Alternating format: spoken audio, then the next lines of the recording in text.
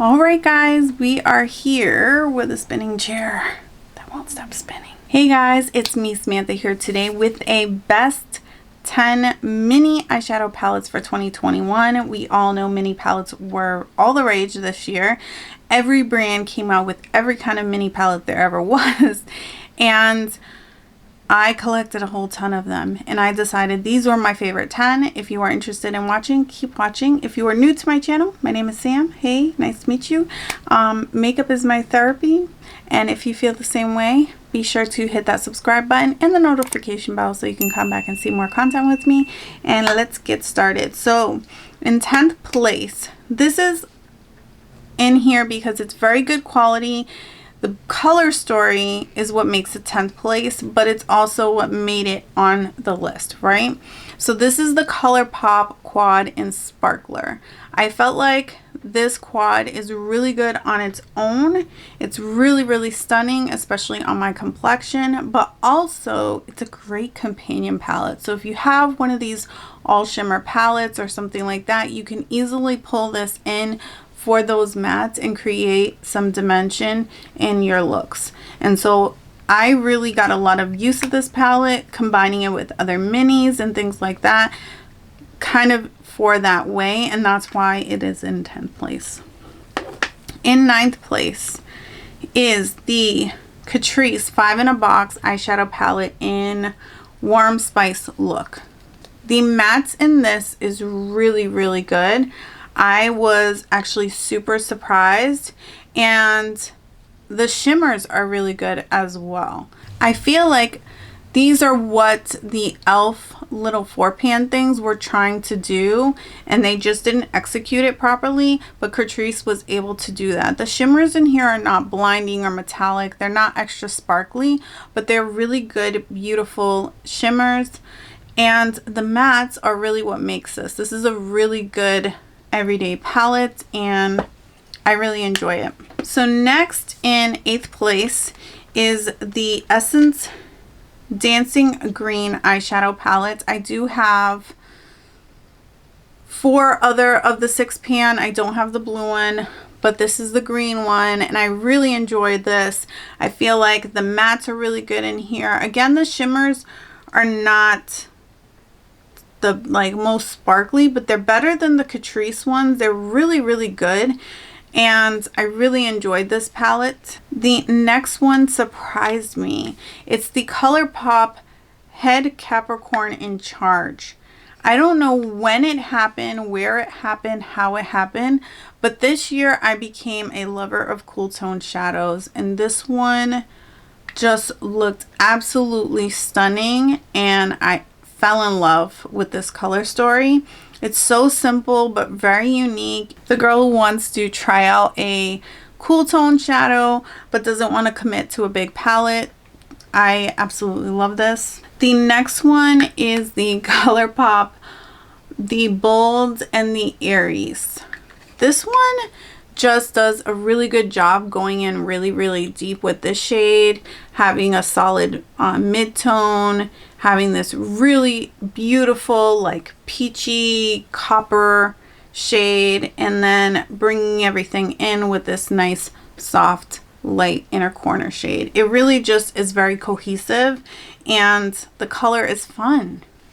It's summery, it's spring, it's fall. I feel like it was very diverse. For that reason, I felt like it was very easy to use this for a long period of time because the color scheme was just so universal. The next palette kind of pulls at my grungy heartstrings, and this is the BH Cosmetics Emerald palette, which is the month of May.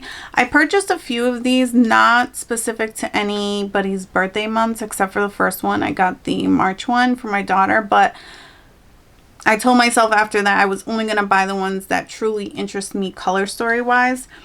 So the purpose of these palette is these large pan is supposed to represent the stone of the month, and then the color story is supposed to be like something to tie that in.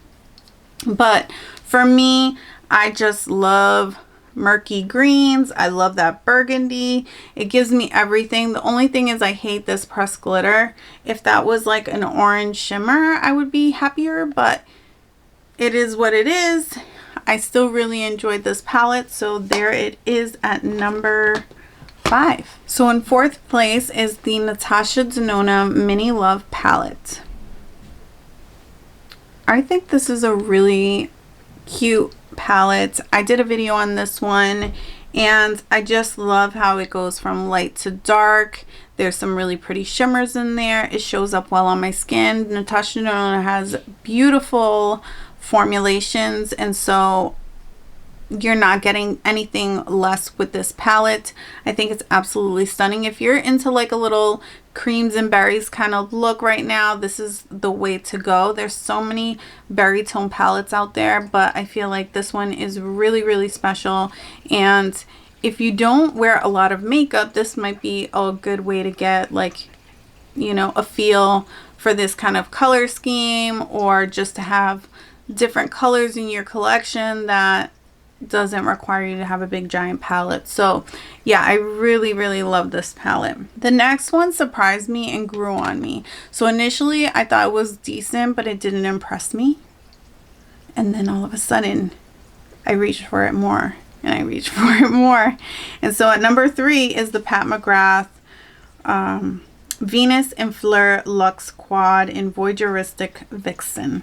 And this is what she looks like. Very basic. I don't know why some of these basic palettes snuck on me this year, but I do really like this shade right here. I kind of was like, why is it here? Because I felt like the other shades were very warm, and that was a little bit more cool tone. But I also reached for it because I thought it was kind of pretty to, like, if you lightly wore it when I was fair, as a highlight. So yeah, I think it's really, really stunning. I actually ended up for Black Friday ordering the Pat McGrath highlighter, so we will see how that goes. But yeah, I really, really like this, and I put it at number 3. At number 2 is like one of my all-time favorite color stories, and if you've been watching my channel for a while, you're probably like, yep, no surprise, but here we go. It is the ColourPop Never Tore Us Apart. This is beautiful. ColourPop just has a very reliable, you know, formulation. So, and they come out with so much damn makeup. I bought most of the zodiac sign palettes of these little ones. I also have a bunch of the, like, the initial 4 that came out, and so many others, like the little Hello Kitties and blah blah blah. But this one just takes the cake for me. I love the color story. The formulation is good, and yeah, it's so cute. I love these little packaging too. They don't look cheap. You know, like Catrice comes out with clear packaging and it looks okay, but when you touch it in your hand, you have it in your hand, it feels kind of inexpensive. This does not feel that way. So if you find a color story that you like in these little quads, I highly recommend picking one up. And then my number 1 palette, I did a video on this. You'll probably be no surprise that this is my number 1 mini palette, and this is the Huda Beauty Wild Obsession Jaguar palette. This black is everything. This whole palette gives me the most beautiful, grungy, plummy, smoky look that I did not know that I wanted or needed so bad. I honestly felt like this color story was very interesting, but once I started playing with it, I really fell in love. It surprised me a lot. And I have a bunch of these little 9 pans from her, and the formulation on the other ones are not that good. The formulation in this one is really good, and the color story was executed appropriately, and I just absolutely love this palette. It is number 1. I actually almost didn't even do a mini palette, you know, video, and was just going to include this in my top 10. So this would stand its chance and definitely bump some of the bigger palettes out of its spot for sure if I had to condense the two, because it really is that good. So if you haven't picked this up, consider it for sure. It's a winner. Yeah, honorable mention is the Undone Beauty Curator Quads. I don't know for sure if this came out in 2021, but this was the first time I've used this. Not this time, but like 2021 is when I tried this, and I don't want to exclude it from these other ones. I just wasn't 100% sure when this came out. I love these. I love these. I love these. And it would probably be, if I was sneaking this in somewhere, probably in the top 5. I don't know which ones it would bump, but you know, it would be in the top 5 for sure. So sorry about that. Thank you guys for watching, and back to the regular programming. So I am exhausted from talking, and I appreciate you guys for hanging out with me this long. If you made it this far in the video, please let me know. Give me like a little lipstick emoji in the comments below if you've hung out this long. I appreciate, and I want to give you kisses. So thank you so much. If you like this video, give it a thumbs up. If you hated it, give it a thumbs down. That's fine. It lets me know that you don't want to see me do this again. And until next time, thank you. Love you. Bye.